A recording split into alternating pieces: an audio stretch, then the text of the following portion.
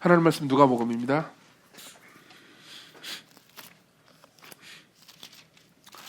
누가복음 2장 14절입니다. 누가복음 2장 14절, 제가 13절, 14절을 두 절을 읽을 거고요. 여러분들이 이제 14절을 합독하면 되겠습니다. 제가 봉독해 드리겠습니다. 하나님의 말씀을 들으십시오. 호련히 수많은 천군이 그 천사들과 함께 하나님을 찬송하여 이르되 지극히 높은 곳에서는 하나님께 영광이요 땅에서는 하나님이 기뻐하신 사람들 중에 평화로다 하니라. 우리 14절 합독합시다. 지극히 높은 곳에서는 하나님께 영광이요 땅에서는 하나님이 기뻐하신 사람들 중에 평화로다 하니라. 아멘. 네. 이 말씀은 아마도 크리스마스 본문 중에서 가장 유명한 말씀일 겁니다. 이런 식으로 이제 좀 더 축약된 형식으로 더 유명하죠. 하늘에서는 평화, 하늘에서는 영광, 그리고 땅에서는 평화, 하늘에는 영광, 땅에서는 평화, 이런 식으로 축약된 방식으로 훨씬 유명합니다. 제가 생각하기에는 하늘의 영광보다는 땅에서 평화, 이 peace on earth, 이 말이 훨씬 더 유명한 것 같습니다. 그리고 많은 사람들이 크리스마스의 진정한 의미를 평화에 있다고 생각을 합니다. 실제로 이제 이런 것들은 이 크리스마스 시즌에 나오는 뉴스 같은 것들을 보잖아요. 그러면은 뭐 좀 더 분명하게 알 수 있죠. 예컨대 예를 한번 두 개만 들어드리겠습니다. 이 중앙일보의 2017년 12월 3일에 나온 뉴스입니다. 읽어드릴게요. 서울광장에서부터 미국의 워싱턴, 프랑스 파리, 독일의 퀼른 성당, 레바논 베이루트 등 세계 각국의 랜드마크에 설치된 트리가 성탄절이 다가옴을 실감하게 합니다. 종교와 인종 갈등에 더해 북한 핵의 위협까지 지구촌은 하루도 평안할 날이 없지만 아기 예수의 탄생을 축하하고 세계 평화를 기원하는 불빛은 더 빛나고 있습니다. 올해도 성탄 트리의 불빛이 세상 모든 이들에게 고루 비쳐 모두가 평화롭고 행복했으면 좋겠습니다. 이것도 평화에 관한 메시지죠. 크리스마스의 의미가 무엇이냐? 평화다. 이렇게 얘기하는 겁니다. 뉴스에도 신학이 들어있습니다. 하나만 더 읽어드릴게요. SBS 2012년 12월 26일 날 이 뉴스의 일부분입니다. 전쟁터에서도 오지에서도 예수 탄생의 기쁨을 나누며 인류와 지구촌의 평화를 기원한 하루였지만 내전이 격화된 시리아에서는 성탄 전야에도 포성이 이어지며 긴장이 계속됐습니다. 이것도 마찬가지입니다. 크리스마스의 진정한 의미는 무엇이냐? 평화여야 하는데 평화가 아니고 이 뭡니까? 이제 전쟁이라는 거죠. 슬프다는 거죠. 맞습니다. 크리스마스의 의미는 평화입니다. 성경 본문에도 나와 있죠. 평화라고요. 실제로 이 우리가 읽은 본문에도 지극히 높은 곳에는 하나님께 영광이요 땅에서는 기뻐하심을 입은 사람 중에서 뭐죠? 평화입니다. 그렇죠? 평화예요. 근데 이게 이제 사실은 원래 너무 유명한 말은, 모두가 알고 있는 말은 사실상 그러니까 모두가 모르는 말이기도 하죠. 예. 무슨 말이냐면 이제 크리스마스의 의미가 평화다라고 할 때 사람들은 이거의 진정한 의미를, 그러니까 이 본문에서 말하는 의미는 모를 수도 있습니다. 그러면 이제 우리가 생각해야 되는 건 이거죠. 여기서 지금 천사가 노래를 부르고 있단 말이에요. 지금 본문에 보면 천사가 노래를 부르고 있는 겁니다. 수많은 천군이 천사들과 함께 하나님을 찬송하면서 말합니다. 자, 예수 그리스도께서 탄생하신 것을 보고 천사가 노래를 부르는데 천사가 의도했을 그 평화가 무엇입니까? 천사가 말했을 평화가 어떤 걸까요? 그렇죠? 오늘은 그걸 좀 생각을 해보려고 합니다. 그래서 이제 설교를 이런 순서로 제가 할 겁니다. 첫 번째로는 무엇이 천사가 의도했을 평화가 아니었는지, 먼저 무엇이 아니었는지를 생각할 거고요. 그리고 두 번째로는 무엇이 진정한 평화의 의미인지, 그러니까 천사가 말했을 진정한 평화의 의미가 무엇인지 두 번째로 생각해 볼 거고요. 그리고 세 번째로는 여기서 말하는 평화를 어떻게 우리가 누릴 수 있는지, 어떻게 가질 수 있는지 이렇게 볼 겁니다. 아마 설교의 내용이 제 설교를 오래 들으신 분들은 예측되는군 이렇게 생각할 수 있어요. 뭐 막판에 또 그리스도 어쩌고 나오겠지 할 수 있는데, 여러분 다시 한번 말씀드리지만 우리의 목표가 단순히 새로운 지식과 교육을 받는 것이 아니고 하나님을 예배하는 거라면 아마 오늘도 여러분들이 예수 그리스도를 바라보면서 예배할 수 있을 겁니다. 먼저 무엇이 여기서 말하는 그 천사가 그리고 성경이 의도한 평화가 아닌지부터 생각을 해보겠습니다. 두 가지 정도로 생각할 수 있습니다. 첫 번째로는 여기서 말하는 평화는 국제적이거나 정치적인 평화를 의미하는 게 아닙니다. 국제적이거나 정치적인 평화를 의미하는 게 아닙니다. 그거는 뭐 간단하게 알 수 있죠. 예를 들면은 여기서 말하는 평화가 예수 그리스도께서 이 땅에 오심으로써 예수 그리스도께서 이루실이 아니고요. 이루어내신 평화가 국제적이거나 혹은 정치적인 평화라면은 그러면 뭐 2000년 동안 기독교는 내내 실패해 왔죠. 그렇죠? 생각해 보십시오. 2000년 내내 전쟁의 포성이 끊이지가 않았었습니다. 그렇죠?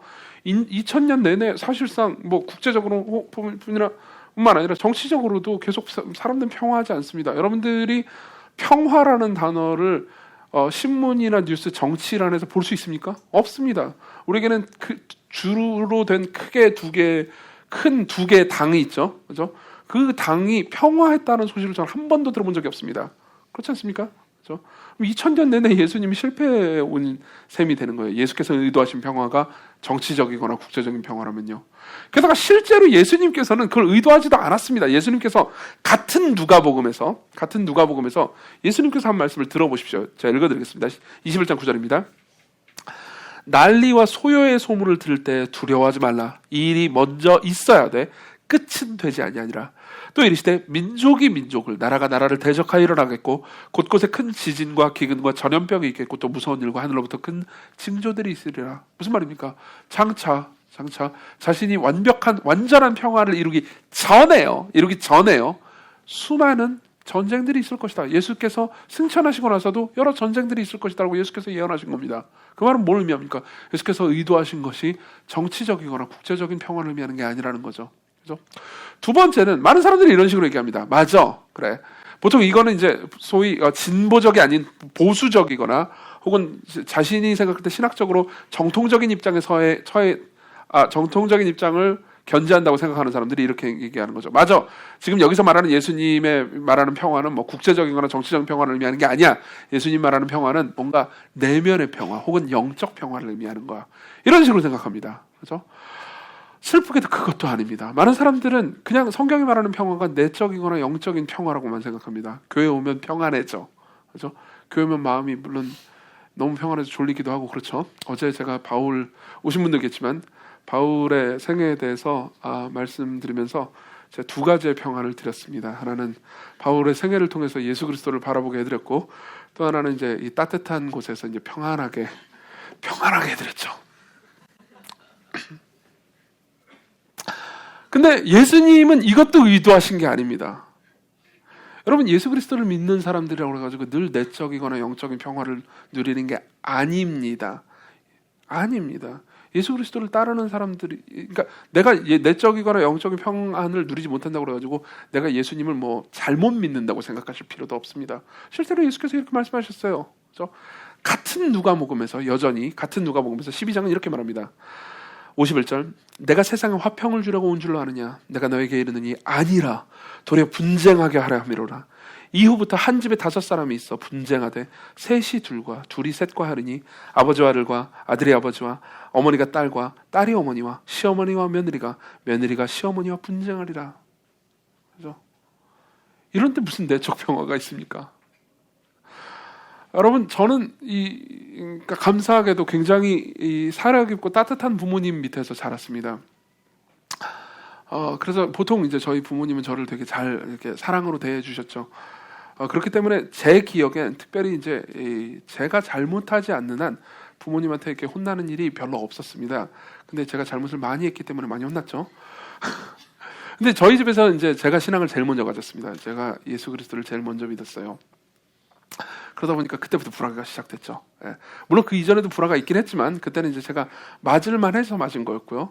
제 기억에도 지금도 그렇습니다. 저는 보통 이제 부모님이 제가 교회 가는 걸 그렇게 막지는 않으셨거든요. 어느 정도였냐면 제가 교회를 갈 때 너 왜 헌금도 안 들고 가니? 그러면서 100원, 500원 이런 걸 챙겨주실 때 그때는 100원, 500원이 큰 돈이었어요. 챙겨주실 정도로 저한테 되게 사려 깊으셨습니다. 근데 제가 제 기억에 그러니까 이 사건이 생각납니다. 제가 최초로 진짜 신앙이 생겨서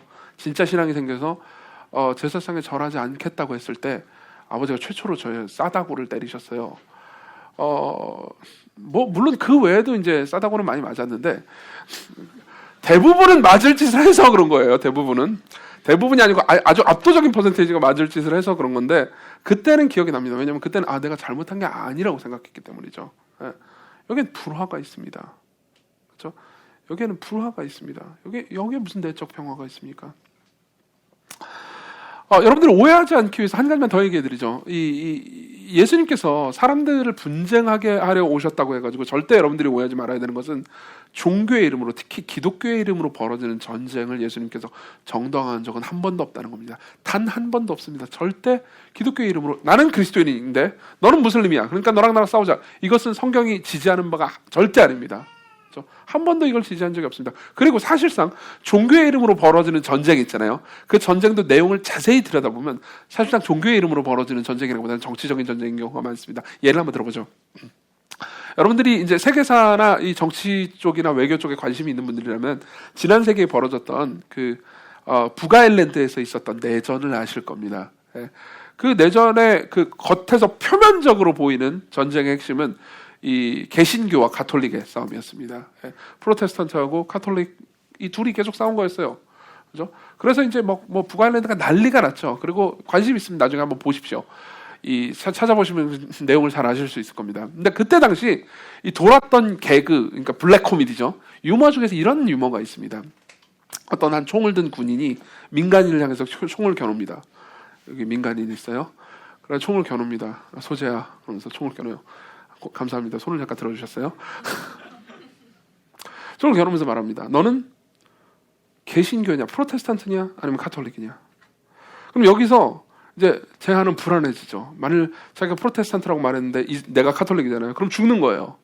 내가 가톨릭이라고 말했는데 이 사람이 프로테스탄트잖아요. 그럼 죽는 거예요. 그렇죠? 둘 중에 하나를 선택하면 이 사람이 내가 다르면 죽는 겁니다. 그래서 제가 이렇게 말합니다. 저는 프로테스탄트도 가톨릭도 아니에요. 저는 무신론자랍니다. 그죠? 그러니까 그 총을 겨눈 사람이 이렇게 말했습니다. 너는 프로테스탄트 무신론자냐, 가톨릭 무신론자냐? 무슨 말인지 이해되십니까? 관심 없다는 거예요. 그죠? 종교에 사실 관심 있는 게 아닙니다. 이건 정치적인 싸움이었어요.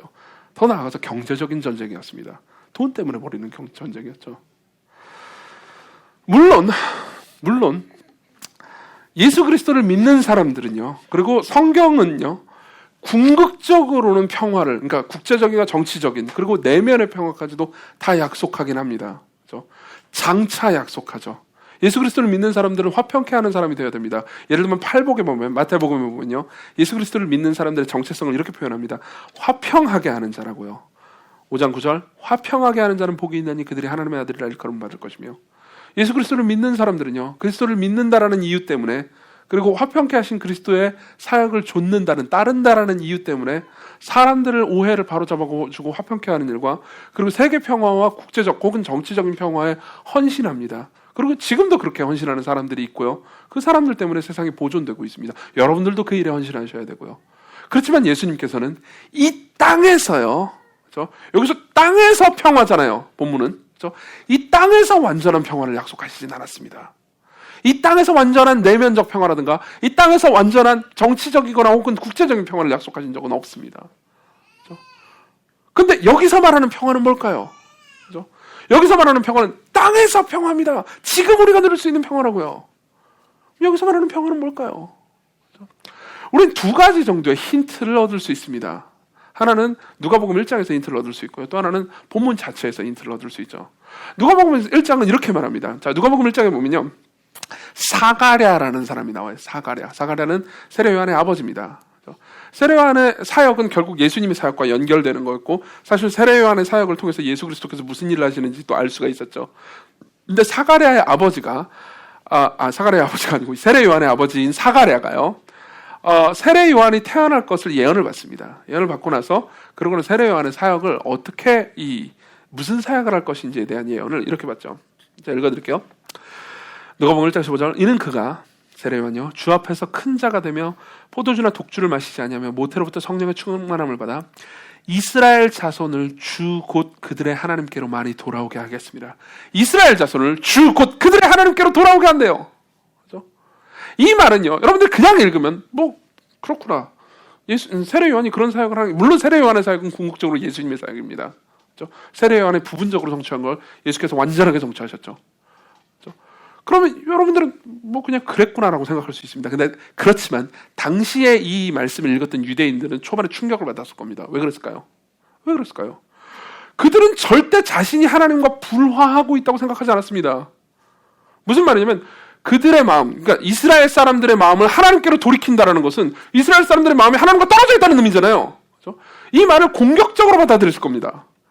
그렇죠? 예를 들면 이렇다고 합시다. 저한테 누가 와가지고 제가 당신과 당신의 아내 주진이와 화해시켜 드릴게요.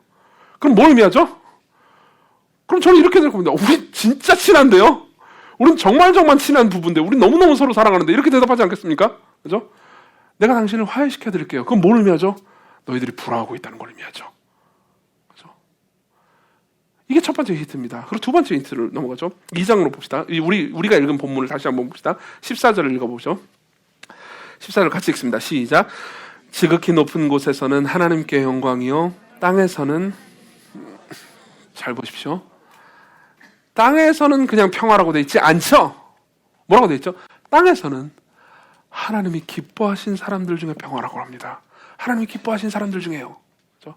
물론 이 말씀은 굉장히 많은 것들을 포함하고 있습니다.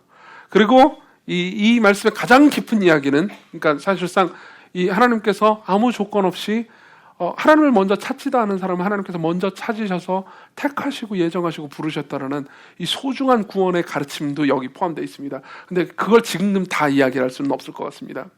근데 1차적으로 이 본문을 보면서 우리가 생각할 수 있는 건 이거죠. 그렇기 때문에 천사들이 노래하고 있고 성경이 약속하고 있는 평화는 뭡니까? 하나님과의 평화죠. 하나님과의 평화입니다. 그렇죠? 예수께서 이 땅에 오시면서 우리에게 주시려고 하는 게 뭡니까? 하나님과의 평화입니다. 잘 생각해 보십시오. 이 평화를 우리에게 준다라고 약속하는 건 아까도 얘기했지만 뭘 의미합니까? 우리가, 저와 여러분들이요, 하나님과 전쟁 중이라는 걸 의미합니다. 그렇죠? 자, 보십시오. 여러분, 어떤 선물은 그 선물을 받기 위해서 자신의 자존심을 내려놓아야만 받을 수 있는 선물이 있습니다. 선물 자체가 자신의 자존심을 내려놔야 되는 겁니다. 예를 한번 들어드리겠습니다. 지난 주도 아니죠. 그저께입니다. 그저께. 월요일이죠. 오늘 수요일 맞죠? 그렇죠? 근데 월요일 날 이제 이 2시에 저희는 이제 사역자 회의를 월요일 날 2시에 하거든요. 2시에 모여가지고 사역자 회의를 합니다. 황아름 전도사님은 제가 알고 있는 물론 많은 사람들이 있지만 자매들 중에서도 가장 이 섬세하고 따뜻하고 사려 깊은 분입니다. 그렇죠? 그러니까 이제 우리 교회 이 유치부도 되게 잘 이렇게 섬기고 계시죠. 황아름 전도사님 너무 사려 깊은 분이에요. 그래서 자주 이렇게 되게 소소한 선물들을 나눠주십니다. 그리고 월요일 날 그분이 어떻게 하냐면 어디서 났는지 왜 났는지 저는 모르겠지만 어쨌든 간에 그거 아시죠? 그 조그마한 치약 칫솔 들어있는 세트 있죠. 그거 받은 사람 저 말고 또 있군요. 그 조그마한 걸 이렇게 나눠줬어요. 우리 교육자들한테 다 나눠줬습니다. 그래서 이제 다른 교육자들이 되게 고마워요 황아름 전사님 그렇게 봤는데 저만 받으면서 뭐죠 이건? 좀 이빨 닦으라고 그러는 건가요? 그렇게 반응을 했습니다. 왜 그랬을까요? 왜 그랬을까요? 받자마자 찔린 거죠. 뭐야, 나 입 냄새 난다는 거야? 무슨 말인지 이해되십니까? 그죠? 생각해 보십시오. 교역자 5명 중에서 이 선물이 가장 필요한 사람이 누구였을까요? 저죠. 왜 그렇죠? 나머지 4명은 이빨 닦는 거 칫솔이나 치약이나 떨어지면 알아서 누가 시키지 않아도 알아서 편의점이나 마트 가가지고 살 사람들이죠. 저는 어떻습니까? 인내하고 그리고 사람들을 인내케 하겠죠. 그래서 무슨 말인지 이해되십니까? 여러분 이 선물을 받으려면 그것도 진정으로 받으려면 기분 나쁘지 않고 기쁘게 받으려면요. 제가 저 자신을 내려놔야 됩니다. 예를 들어 보십시오. 또 한 번 들어볼까요? 예를 들면 여러분들한테 누가 책을 선물해 준다고 합시다. 일단 거기서부터 기분이 나쁘죠. 그죠? 제가 여러분들한테 뭘 해줄 때 제일 여러분들 표정이 안 좋은 게 제가 책 선물해 줄 때예요. 정말 안 좋더라고요. 책 비싸요, 여러분. 갑자기 화가 나네. 근데요, 들어보십시오. 여러분들에게 책을 해줬는데, 예를 들면 우준이한테 책을 선물해 줬습니다. 근데 책 제목이 게으름이에요. 그럼 어떨까요? 기분이. 그죠? 책 제목 이름이 개념 없음이에요. 그럼 어떻죠? 우리 이걸 기쁘게 받으려면은 자기 자존심을 내려놔야 된다는 걸 의미하죠. 그렇죠? 좋은 선물임에도 불구하고요. 마찬가지입니다. 그렇죠? 하나님과의 평화라는 좋은 선물은요, 내가 하나님과 지금 전쟁 중이라는 걸 인정할 때만 받을 수 있어요. 그렇지 않습니까? 그렇죠? 정말 많은 사람들은요, 여러분들 뭐 오늘 예배 드리려고 여기 나왔잖아요. 그렇죠? 그러니까 자기가 하나님께 원하는 것이 무엇인지 정확히 모릅니다. 아니, 정확히 표현해보죠. 자기가 하나님께 원해야 하는 것이 무엇인지 잘 모릅니다. 그렇죠? 많은 사람들이 이렇게 생각합니다. 나하고 하나님과의 관계에서 필요한 건 하나님께서 날 도와주는 거라고요. 그렇죠? 난 하나님의 도움이 필요해. 그럼 어떻게 하면 되죠? 하나님께서 여러분들이 기도할 때 그걸 응답해 주기만 하면 문제가 해결입니다. 그렇죠? 나는 하나님을 잘 몰라. 내 지식이 필요해. 그럼 어떻게 하면 되죠? 제가 성경을 여러분들에게 잘 가르쳐 주면 끝납니다. 그렇죠? 여러분들 교육을 잘 받으면 되죠. 그렇죠? 맨날 예수 그리스도 말고 다른 것 좀 가르쳐 주세요. 이렇게 할 수 있어요. 그렇죠? 하지만 여러분들에게 진짜 필요한 게 평화라면요. 여러분들에게 진짜 필요한 게 평화라면 여러분들은 내가 하나님과 지금 전쟁 중이라는 걸 인정해야 평화를 받아들일 수 있습니다. 그리고 여러분들에게 진짜 필요한 것이 그겁니다. 여러분들에게 진짜 필요한 게 바로 평화입니다. 하나님과의 평화예요. 여러분들은 좀 더 하나님께서 날 도와주시면 그게 모든 문제를 해결되는 거라고 생각하나요? 그렇지 않습니다. 생각해 보십시오. 여러분들이 어떤 사람과 있습니다. 뭐 예를 들면 아주 좋은 친구라고 해보세요. 그죠? 익준이하고 진재하고 아주 좋은 친구입니다. 둘이 나이 차이는 꽤 나지만 어쨌든 정신 연령은 비슷할 테니까 아주 좋은 친구라고 합시다. 그죠? 아주 좋은 친구인데 틀어졌습니다. 그죠? 익준이한테 진재가 무슨 나쁜 짓을 했어요. 하여튼 미친 짓을 했습니다. 뭘 했어요. 그죠? 그럼 제일 필요한 게 뭐죠? 화해예요. 평화입니다. 근데 익준이한테 맨날 익준이 그림 잘 그린다고 진재가 그림 그려주세요. 형 나한테 그림 그려주세요. 이렇게만 한다고 합시다. 그러면 어떻게 생각하겠습니까? 이기적이라고 생각하겠죠. 마찬가지입니다. 우리와 하나님과의 관계에서 정말로 필요한 건 평화입니다. 하나님이 우리를 도와주시는 거 말고요. 평화한 다음에 필요합니다. 그럼 여러분들이 이렇게 생각할 수 있습니다. 나는 예수님 믿는데요. 나는 지금 교회도 다니는데요. 내 예수 그리스도를 알고 믿고 있는데 내가 무슨 하나님과의 평화가 필요합니까? 그죠? 하나님께서 날 도와주시기만 하면 되는 거죠. 그죠? 이렇게 생각할 수 있습니다. 자, 조금 더 설명해 드리겠습니다. 물론 여기 앉아 있는 분 중에서는 예수 그리스도를 자신의 주와 구주로 받아들이지 않고 그리고 내가 예수 그리스도를 과연 믿을 수 있고 받아들일 수 있는지에 대해서 조사하러 혹은 알아보러 오신 분들 계실 겁니다. 그리고 어떤 분들은 나 예수 그리스도를 내 삶의 주와 구주로 모신 분들도 있을 거고요. 그렇죠? 그렇지만 둘 다 사실은요, 어떤 의미에서는 하나님과 불화합니다. 어떤 의미에서는 불화합니다. 예컨대 이런 거죠. 생각해 보십시오. 여러분, 어떤 커플이 있습니다. 이 커플이 둘이 헤어졌거나 혹은 부부였는데 둘이 이혼했다고 합시다. 그죠? 그건 뭘 의미하죠? 원래 사랑했었는데 이제 더 이상 사랑하지 않게 된다는 걸 의미하죠. 그죠? 이렇게 헤어지는 데는 되게 많은 이유가 있습니다. 정말 헤아릴 수 없을 정도로 많은 이유가 있죠. 그죠? 근데 그 중에서 가장 많은 포션은 이런 이유가 있습니다. 예컨대 이런 거죠. 원래 내가 그 사람을 사랑하게 만들었던 그 사람의 그 성품이 혹은 그 속성이 시간이 지나고 나서 그것 때문에 미워지는 거예요. 한번 분노하기 시작합니다. 그 사람에게. 그러고 나서 원래 그 사람이 이랬기 때문에 내가 그 사람을 사랑했는데 이제는 그렇기 때문에 미워집니다. 뭘 의미합니까? 그 사람의 성품에 대한 오해가 생긴 거죠. 혹은 그 사람의 성품에 대한 적대감이 생긴 겁니다. 예를 한번 들어보죠. 그렇죠? 원래 나는 어떤 자매가 있습니다. 어떤 여자가 있어요. 그리고 어떤 남자를 사랑합니다. 왜 사랑했나요? 그 남자가 너무 침착하고 어떤 어려운 일이 있어도 굉장히 침착하고 잘 모든 걸 이렇게 잘 다루고 그리고 무언가 흥분하지 않고 뭔가 쉽사리 분노하지 않습니다. 그래서 너무 든든해 보였어요. 그래서 사랑을 시작했습니다. 연애를 하거나 결혼을 했죠. 그리고 분노합니다. 서로 계속 싸웁니다. 그리고 알게 되죠. 내가 원래 사랑했던 그 성품이 이제 내가 싫어지는 성품이 됩니다. 처음에는 침착하고 굉장히 훌륭한 사람이라고 생각했던 그 성품이요. 지금 와서 보니까 냉담하게 느껴집니다. 왜 저 사람은 저런 일에도 분노하지 않지? 왜 저 사람은 내가 이걸 했는데도 불구하고 뭔가 흥분하지 않지? 이 사람은 늘 침착해요. 그래서 내가 맛있는 걸 해줬습니다. 파스타를 들들 볶아가지고 만들어줬어요. 근데 그냥 침착하게 처먹고만 있습니다.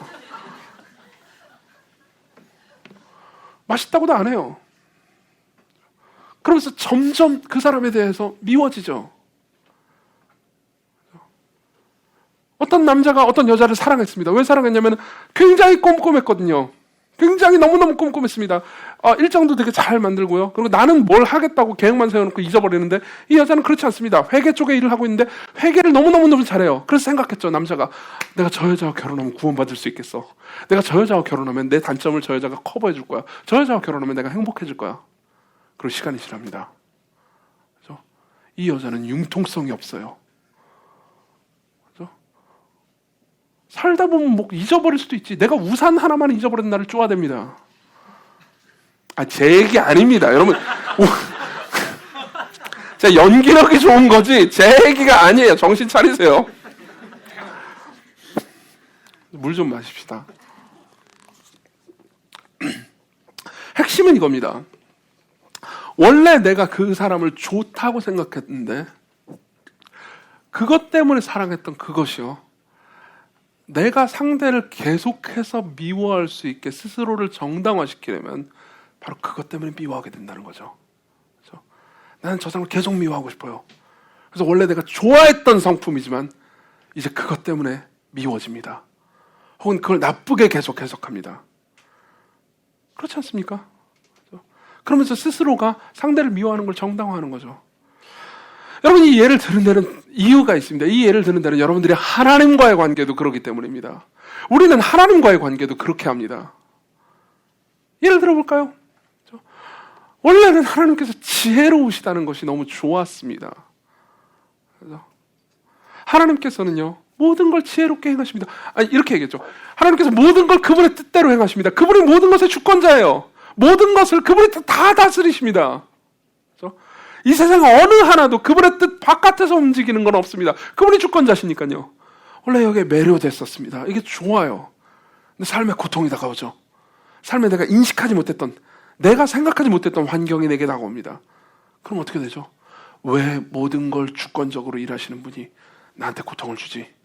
왜 모든 걸 주권적으로 다 다스리는 분이 나한테 이런 고통을 안겨주지? 내가 이 환경에 처하도록 하나님께서 내버려 주신 거지? 원래 내가 하나님을 좋아했던 바로 그 성품 때문에 이제 하나님이 미워집니다. 그렇지 않습니까? 여러분들 중에 정말 많은 사람들이 지금 그런 상황에 처해 있지 않습니까? 또는 어떤 사람은 이렇게 됩니다. 하나님께서 기도를 응답해 주시지 않는 것 때문에 하나님을 분노하는 겁니다. 여러분 여기 사람 중에서 아주 많은 사람들이 지금 그 문제 때문에 골머리를 앓고 있을 겁니다. 원래는 하나님께서 우리를 사랑하셔서 우리의 기도를 들으신다는 사실에 하나님께 매료됐습니다. 하나님께서 우리의 기도를 들으신데 이것 때문에 하나님이 좋아졌습니다. 생각해 보세요. 많은 사람들은요. 하나님이 우리가 기도를 할 때 하나님께서 그냥 듣기만 하시고 딱히 이렇게 대답해 주시지 않는 것 때문에 답답해합니다. 근데 이걸 역으로 한번 생각해 보시죠. 여러분들의 친구들을 생각해 보세요.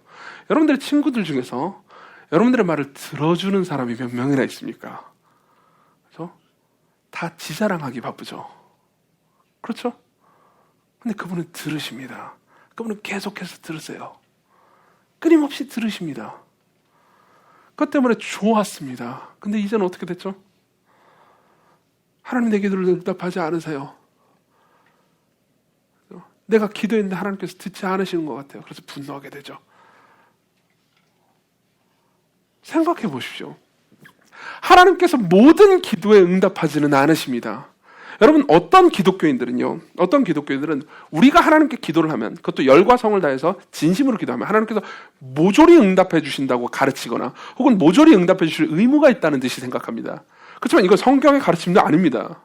그리고 이게 잘못됐다는 걸 아는 것은 성경까지 갈 필요도 없습니다. 여러분 브루스 올마이티만 봐도 합니다.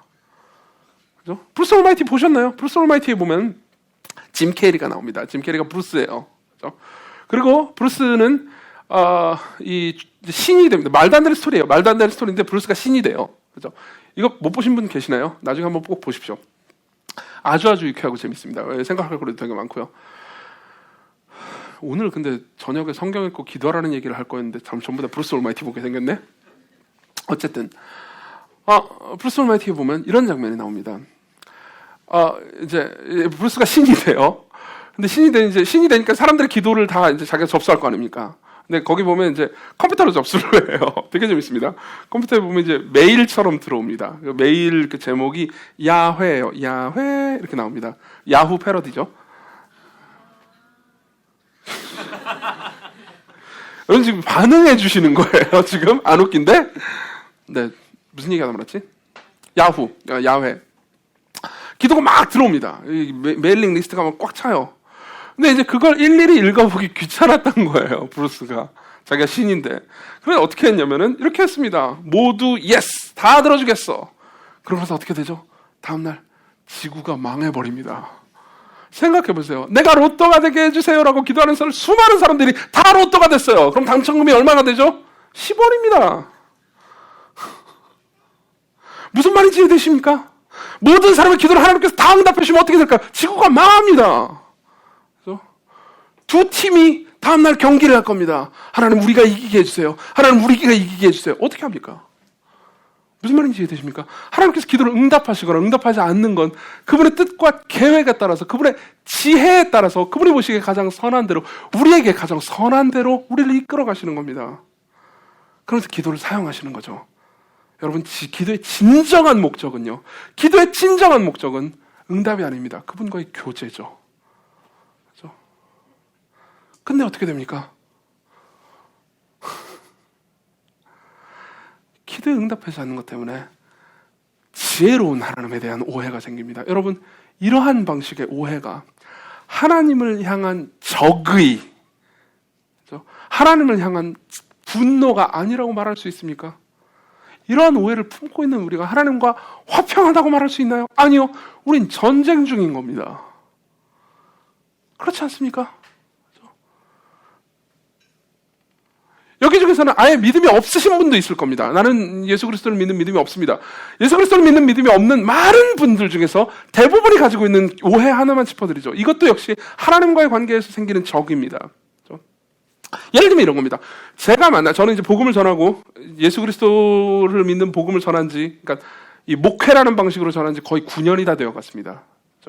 9년이 다 되어 가는데요. 자, 이런 일이 있습니다. 제가 9년 동안 들었던 오해 중에서, 그러니까 하나님에 대한 오해 중에서 하나님께서 하시는 일에 대해서 제일 많이 분노하게 된 건 지옥의 존재였습니다. 그렇죠? 지옥의 존재였어요. 여러분 여기에 대해서 잠깐만 생각을 해보겠습니다. 이 이야기만 해도 굉장히 긴 이야기를 하기 때문에 짧게밖에 이야기할 수가 없습니다. 많은 사람들이 지옥에 대해서 이야기할 때 왜 하나님께서 사랑의 하나님이 누군가를 지옥에 보내는지에 대해서 분노합니다. 근데 여러분 이걸 생각해 봅시다. 지옥의 핵심은 하나님의 심판입니다. 무슨 말이냐면 여러분 대법원이나 고등법원에서 하는 그 재판 있잖아요. 그 재판과 같은 그러니까 옳고 그름을 나누는 심판이라고요. 그죠? 하나님께서 범죄한 사람들을 죄값에 맞게 최종적으로 판결을 하십니다. 그렇죠? 이게 지옥 이야기의 핵심입니다. 하나님께서 심판하신다는 거예요. 그렇죠? 근데 생각해 보십시오. 만일 지옥이 없다고 합시다. 하나님의 심판이 없어요. 하나님의 심판이 없습니다. 하나님께서 어떤 사람이든 다 천국만 보내시고 지옥은 안 보내십니다. 그렇죠? 그렇다고 합시다. 그럼 어떻게 되는지 말씀드릴게요. 이 세상에서요. 금수저를 물고요. 권력과 부와 모든 것을 독점하고 나서 자기가 가지고 있는 힘으로 약한 사람들을 계속해서 괴롭히고 계속해서 악한 짓을 저지르고 그리고 심지어 사람을 죽이고 여러 가지 방식으로 사람들을 고통스럽게 만들었던 사람이요. 사법 시스템을 다 피해서 아무 처벌도 받지 않고 잘 먹고 잘 살고 신나게 살면서 평안하게 죽은 사람이 있다고 합시다. 이 사람도 지옥을 안 가는 겁니다. 히틀러도 지옥을 안 가는 겁니다. 이 사람으로부터 피해받았던 모든 사람들의 억울함과 울부짖음은 그딴 건 없어요. 그딴 건 관심 없는 겁니다. 이 사람들도 다 와, 이 땅에서도 재밌게 살았는데 천국 가면 더 재밌네? 그러면서 살아가는 거예요. 여러분 이러한 하나님을, 이렇게 행동하는 하나님을 여러분들은 믿을 수 있습니까? 여러분들은 받아들일 수 있습니까? 그렇죠? 만약 하나님께서 이렇게 행하신다면 하나님은 정의에 관심이 없는 겁니다. 하나님은 공평함에 관심이 없는 겁니다. 정말 많은 사람들이 저한테 이걸 질문했습니다. 왜 사랑의 하나님이 지옥에 보내나요? 왜 사랑의 하나님이 심판하시나요? 제가 보통 이 이야기를 하면서 저는 꼭 이 이야기를 붙입니다. 여러분, 당신이 지옥에 관한, 하나님의 심판에 관한 교리를 안 믿는다 하더라도 당신이 지옥이 있기를 바라야 합니다. 하나님의 심판이 있기를 바라야 됩니다. 왜 그렇죠? 여러분, 세상에서 사람들이 저지르는 모든 범죄를 사법 시스템이 다 해결하나요? 다 공정하게 판결하나요? 그렇지 않아요. 지금도 힘 있는 사람들은 더 잘 빠져나갈 수 있습니다. 그 모든 게, 완전히 모든 것을 아시는 신이 그 모든 것에 대해서 재판하지 않고 평가하지 않는다고 해봅시다. 그럼 제일 유리한 사람은 누구죠? 제일 유리한 사람은 누구죠? 강자들입니다. 제일 불리한 사람은 누구죠? 여러분들이죠. 뭐 여기 있는 사람들은 다 안 그러세요?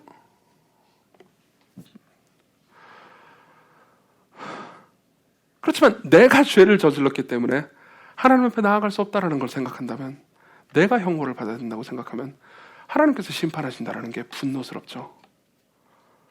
그렇죠? 정말 많은 사람들이 하나님에 대해서 오해하고 있습니다. 여러분, 이러한 상황에서 여러분들도 마찬가지죠. 여러분들에게 많은 수도요, 하나님에 대해서 오해하거나 그분의 선하심에 대해서 잘못 생각하고 있습니다. 때로는 분노하고 있죠. 그럼 여러분들이 과연 하나님과의 평화가 안 필요하다고 말할 수 있을까요? 하나님과 전쟁 중이 아니라고 말할 수 있습니까? 그렇지 않을 겁니다.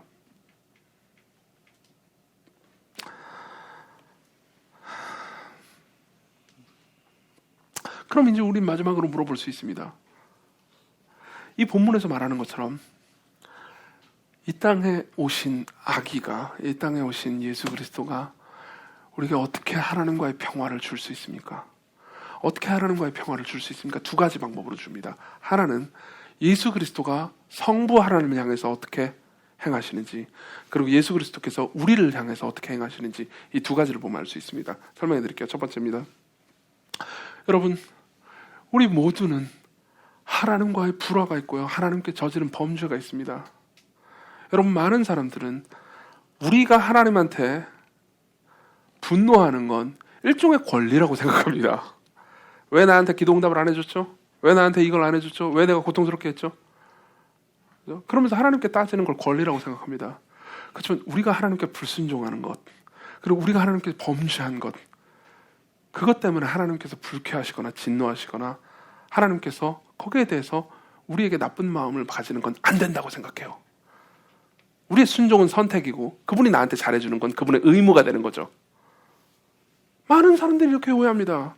근데 그렇지 않아요. 그분은 정의로운 분입니다. 하나님은 정의로운 분입니다. 그 말은 뭘 의미합니까? 하나님께서는 우리가 저지른 범죄에 대해서 정의로운 심판과 진노로 우리를 대하실 의무가 있다는 거죠. 실제로 그렇게 하십니다. 여러분, 우리가 하나님께 범죄했다면, 우리가 사람들에게 범죄해도 마찬가지입니다. 왜냐하면 모든 사람들은 다 하나님이 만드신 것들이니까요. 그렇죠? 제가 가지고 있는, 이건 제 겁니다. 이 핸드폰은 제 거예요. 누가 이 핸드폰을 부셔버리면 저는 기분 나쁠 겁니다. 이건 내 거니까요. 마찬가지입니다. 뭐 어떤 인간에게 여러분들이 범죄하든 간에 여러분들은 하나님의 소유물에게 범죄한 겁니다. 그렇지 않습니까? 그렇죠? 그럼 우리 모두는 하나님께 범죄한 셈이죠. 하나님께서는 거기에 대해서 진노하십니다. 그렇죠? 그건 뭘 의미합니까? 우리가 하나님과 원수라는 거죠. 근데 그리스도께서 이 땅에 오셨습니다. 그리스도께서 이 땅에서 오셔서 뭘 하셨습니까? 그분이 아기로 오셨어요. 사람으로 오셨습니다. 그죠? 그분이 사람으로 오셔서 하신 일을 생각해보죠. 왜 사람으로 왔을까요? 왜 사람으로 왔을까요? 간단합니다. 하나님이시지만 그분이 사람이 되심으로써, 우리와 똑같이 되심으로써 우리의 대표가 되려고 오셨죠. 우리의 대표가 되시기 위해 오셨습니다. 여러분 생각해 보십시오. 대표는 그렇게 이해하기 어렵지 않습니다. 여러분들의 대표가 무엇하잖아요. 그러면 여러분들의 대표가 한 모든 일이 여러분들의 일이 됩니다. 여러분들과 상관이 있게 됩니다. 예를 한번 들어보죠. 대통령이 있습니다. 대통령은 국군 통수권을 가지고 있죠. 그죠? 대통령이요. 자, 크리스마스를 맞아서 이제 북한과 전쟁을 한번 해봤으면 좋겠습니다. 그래서 국군한테 명령을 합니다. 자, 미사일 쏴. 그럼 어떻게 합니까? 국군 통수권을 가진 사람이라고요. 그죠? 그러면은 군대는 네. 그러면서 미사일을 쏘죠. 그럼 전쟁이 일어나는 겁니다. 거기서 저는 대통령에게 동의하지 않습니다. 저는 지금 대통령을 저번 대선 때 찍지도 않았어요. 그러니까 저는 전쟁에서 빠질게요. 그렇게 할 수 없습니다. 그렇죠? 무슨 말입니까? 대표가 한 일은 우리 모두의 일이 됩니다. 대표가 한 일은 우리에게 전가됩니다. 근데 예수 그리스도께서 우리의 대표로 오신 거예요. 그분이 뭘 하셨는지 아십니까? 그분이요, 우리의 대표가 되셨어요. 저 여러분들 같은 죄인들의 대표가 되셨어요. 선행을 행하셨어요. 우린 악을 행하지만 그리스도께서는 선행을 행하셨습니다. 그리고 그리스도를 믿는 그리스도 안에 있는 사람들의 선이 되셨어요. 하나님을 향해서.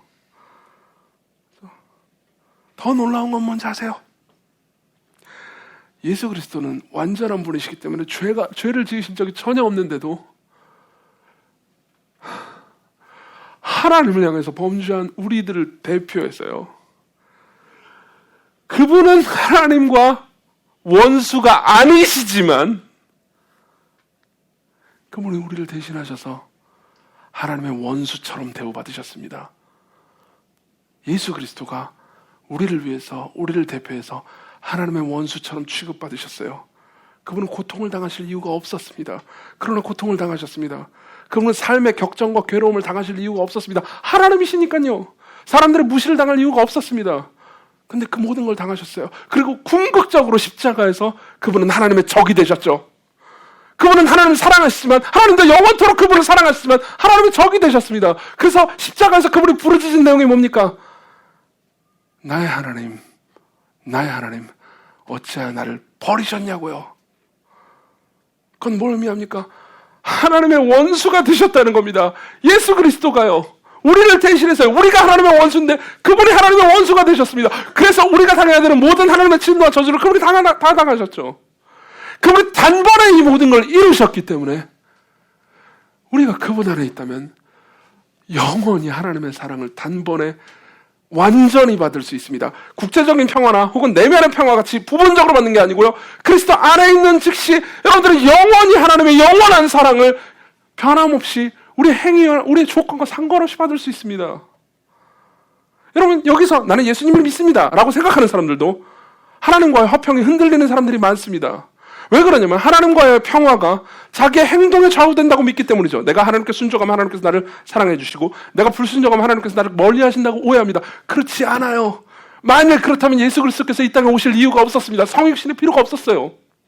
크리스마스가 필요가 없었던 거예요. 그렇죠? 그뿐 아닙니다.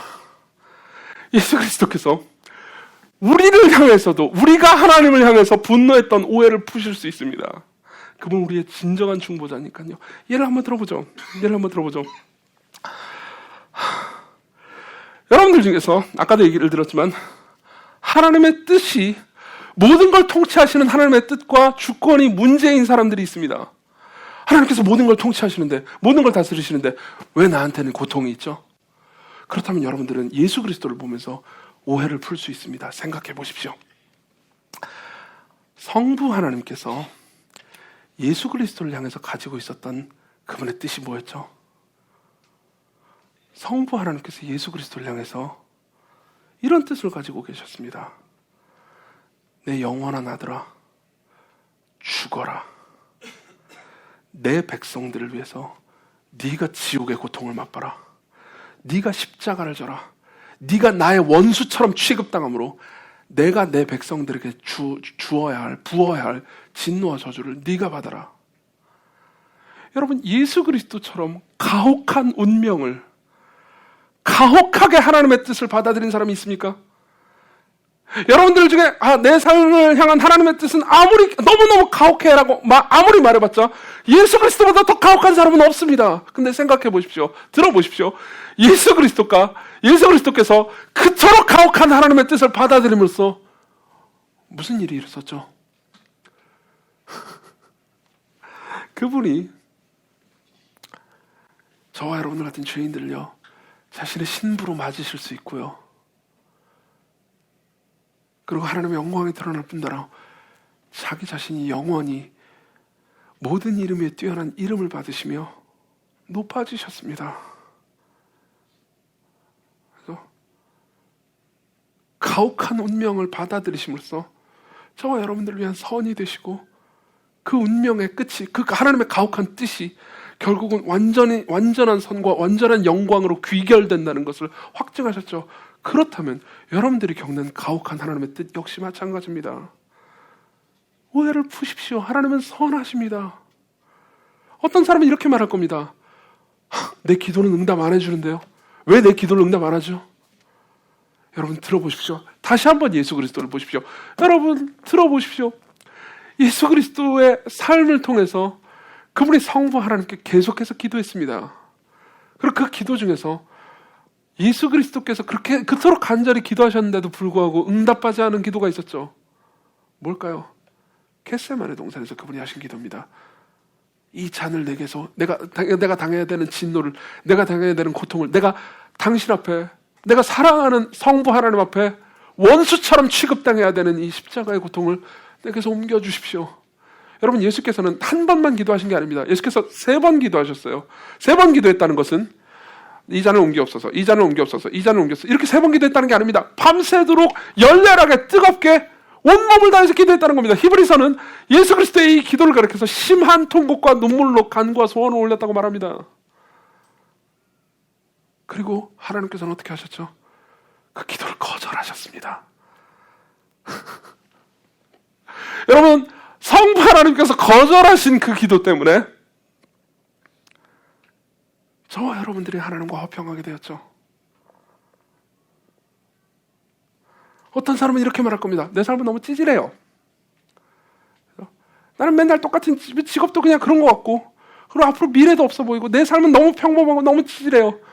나는 그렇게 존경받고 많은 돈을 벌고 괜찮은 직업과 괜찮은 삶을 누리고 싶은데 그렇지 못해요. 왜 하나님은 나한테 이렇게 대하죠? 여러분, 다시 한번 예수 그리스도를 생각해 보십시오. 예수 그리스도는 그분의 삶 전체를, 우리는 보통 예수 그리스도의 공생애만 생각하지만 그 이전의 30년을 몫으로 사셨습니다. 제가 일과 신앙 얘기할 때 이 얘기를 했지만, 목수라고 번역된 텍톤이라는 단어는 단순히 목수만 가리키는 단어가 아니었습니다. 보통 건설 노직에서 일하는 모든 노동자들을 가리키는 거였죠. 그리고 그때 당시도 이미지가 별로 좋지 않았습니다. 지금으로 치면 노가다라는 단어하고 비슷한 어감을 가진 단어죠. 그리스도께서는 특별하게 사시지 않으셨습니다. 사실 어떤 의미에서는 그리스도의 삶은요, 우리보다 더 보통 비참하고 우리보다 별거 아닌, 사실상 별 소망 없어 보이는 삶을 사셨어요. 30년 동안요. 그럼으로써 그분이 뭘 입증하셨는지 아십니까? 우리가 지금 살아가고 있는 작은 일상도 하나님이신 분이 그 일상을 살아내심으로써 그 일상도 소중하다는 것, 그 일상도 중요하다는 것, 가치롭다는 것, 직업의 귀천 따윈 전혀 없다는 것, 이걸 입증하신 겁니다. 여러분, 생각해 보십시오. 그리스도께서는 성부 하나님을 향해서 이렇게 말씀하십니다. 아버지요, 저들이, 하나님의 진노와 저주를 받아 마땅한 하나님의 원수인 저들이 내가 당신의 원수가 됨으로써, 내가 당신의 진노와 저주를 받음으로써 내가 저들을 대신했습니다. 아버지요, 저들을 영원히 사랑해 주소서, 내 안에서. 그러면서 하나님과의 화평을 이루십니다. 그럼 우리를 대해서는 어떻게 하죠? 내가 너희들의 삶을 살았다. 내가 너희들의 겪는 모든 고통을 안다. 내가 너희들이 당하는, 하나님의 뜻은 왜 그렇죠? 하나님의 뜻을 이해할 수 없어요 라고 하는 그 고통을 나도 당했고, 기도 응답을 받지 못했다면 나도 기도 응답을 받지 못했다. 그러나 그 모든 걸로 인해서 무엇이 이루어졌냐? 내가 너희들을 구했고 너희들이 하나님의 영원한 사랑을 받았다. 그런 것처럼 너희들이 겪는 모든 종류의 어려움들도, 모든 종류의 이해할 수 없는 하나님의 뜻도, 그 모든 것이 결국은 선으로 결론 날 것이다. 하나님을 신뢰하라. 하나님은 선하시다. 여러분들이 그리스도를 볼 때 여러분들이 하나님을 향한 오해를 풀 수 있습니다. 그리스도께서는 이렇게 하나님과 여러분들 가운데 중재자가 되셔서 여러분들을 위한 평화가 되십니다.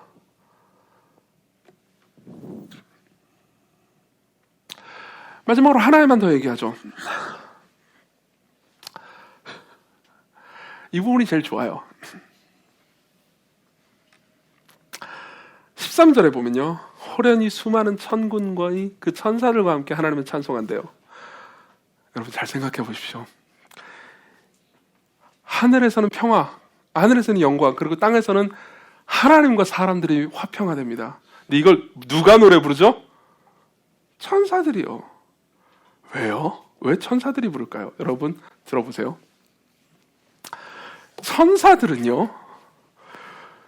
천사들은 복음에 관심이 많습니다. 천사들은 복음에 관심이 많아요. 여러분, 천사들은요, 그들이 죄인도 아니고요, 그죠?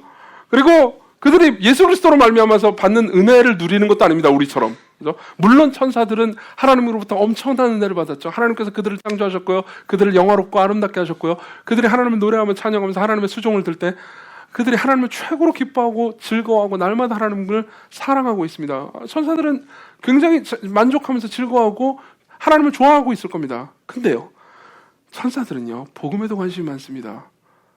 여러분, 뭘 근거로 그렇게 얘기하시는 거죠? 성경에 나와 있어요. 베드로전서 1장 12절. 제가 읽어드릴게요.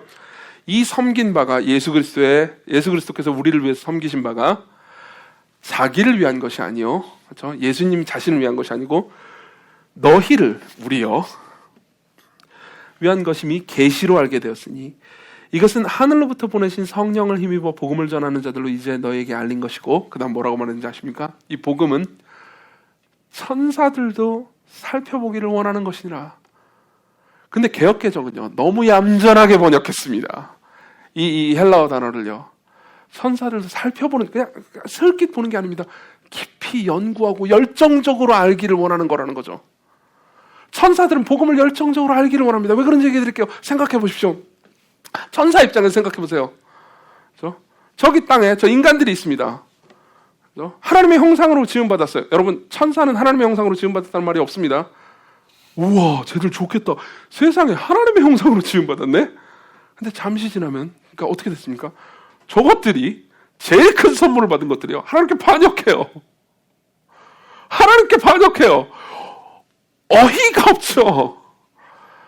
얼척이 없다고 말할 뻔하다가 어이가 없죠. 그래서 생각합니다. 와, 더 지옥 가야겠네, 저것들.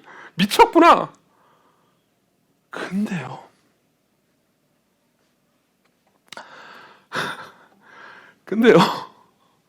자기가 높이고 섬기는 삼위 하나님의 한 위께서, 아들께서 저것들을 구원하겠다고요? 이 땅에 오는 거예요. 그래서 아기가 돼서 왔어요. 아기가 돼서, 그것도 무슨 왕가에 태어난 게 아니고요, 마굿간에, 목수의 집에서 마굿간에 조그만한 아기가 돼가지고 울고 있는 거예요. 하나님인 분이요, 자기가 영원전부터 섬겼던 그 하나님이요, 자기에게 대적한 것들과 평화를 이루겠다고 아기로 온 거예요. 천사들 입장에서 어떻겠습니까? 경이롭죠. 그래서 노래를 부릅니다. 지극히 높은 곳에서는 하나님께 영광이요, 땅에서는 하나님이 기뻐하신 사람들 중에 평화구나. 나는 다 이해할 수 없으나 하나님은 너무나 큰 사랑이시구나. 그러면서 노래를 부릅니다. 심지어 그분이 저 죄인들을 위해서 하나님의 원수가 되셔서, 원수처럼 취급받으셔서 죽으시고 부활하심으로써 그들을 자기의 백성으로, 자기의 사랑으로, 자기의 자녀로 받으십니다. 여러분, 참고로 천사는 하나님의 자녀가 아닙니다. 성부 하나님의 아버지라 부를 수 없어요. 그런데 죄인들은 그렇습니다. 천사들이 질투할까요? 아니요. 놀라워할 겁니다. 와, 우리 하나님은 너무나 놀라운 분입니다.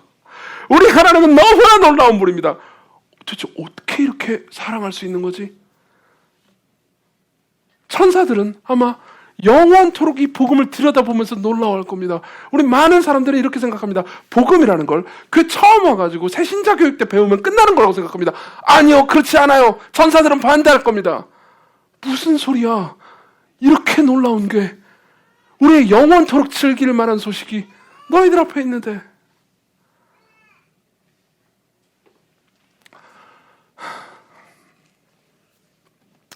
좀 이따가 제가 찬송할 노래가 천사 찬송하기를이라는 노래를 부를 거예요. 아까 혜전 자매가 원래 치려고 했던 노래요. 126장. 그래서 헷갈렸을 거예요. 들어보세요. 이 노래는 한국어 번역이 됐을 때 번역이 잘못됐어요. 가장 중요한 부분을 번역을 안 해버렸습니다. 근데 원래 이건 찰스 웨슬리하고 존 웨슬리가 지은 노래인데 이 노래의 가사는 되게 아름답습니다. 제가 들어보십시오. 천사 찬송하기를, 그 다음 Glory to the newborn king, 새로 나신 왕께 영광을, Glory to the newborn king, 그리고 Peace on earth and mercy mild, 그래서 땅에는 평화, 부드러운 자비가, 그 다음 뭐라고 말하는지 아십니까?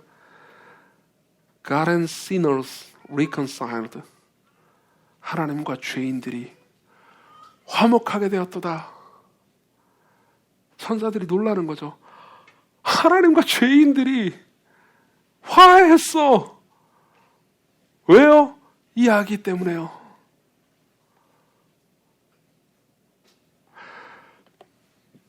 여러분들은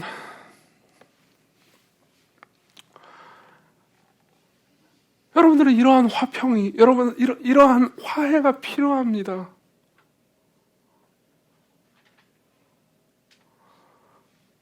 여러분들은 하나님을 대할 때 어떻게 대하십니까? 여러분들의 마음에 하나님에 대한 감사가 있습니까? 혹은 그리스도를 향한 기쁨이 있습니까? 아직도 하나님에 대한 수많은 오해가 여러분들을 장악하고 있습니까? 여러분들은 화평이 필요합니다.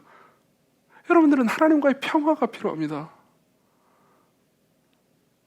그리스도께서는 여러분들을 꾸짖거나 분노하시지 않고 여러분들을 대신하여 죽으시고 부활하셨습니다. 여러분들이 그분 앞으로 나아갈 때 mercy mild, 여러분들을 향한 자비가, 여러분들을 향한 온유한 자비가 넘쳐날 겁니다. 여러분들이 드디어 확신할 수 있게 됩니다. 이러한 행복이 크리스마스의 행복입니다. 그리스도께로 오십시오. 그리스도께로 오십시오. 기도합시다.